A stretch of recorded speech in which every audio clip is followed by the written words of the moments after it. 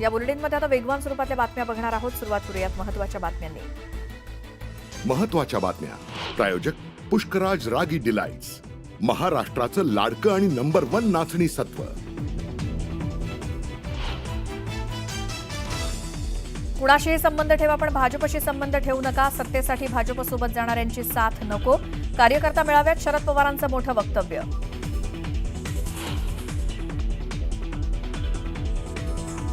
सुधाकर बडगुजर यांच्या भाजप प्रवेशाविषयी चंद्रशेखर बावनकुळे आणि रवींद्र चव्हाणांचे कानावर हात.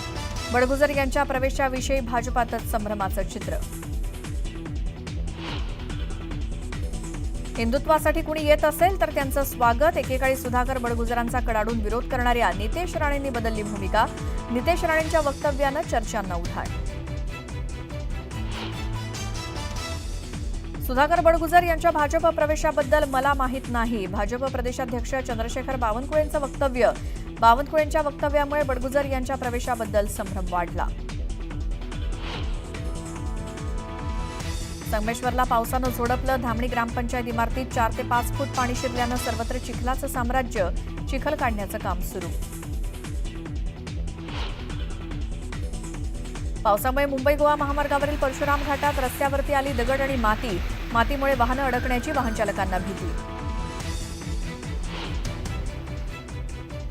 अहमदाबादहून लंडनला जाणारं एअर इंडियाचं विमान रद्द. तांत्रिक कारणामुळे विमान रद्द केल्याची माहिती.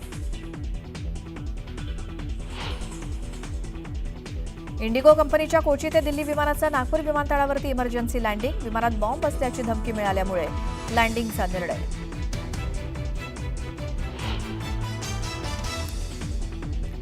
अहमदाबादमधील विमान दुर्घटनेचा आणखी एक व्हिडिओ समोर. आगीचा भडका उडाल्यानंतर जीव वाचवण्यासाठी इमारतीतील लोकांनी जीवाच्या आकांतानं मारल्या उड्या.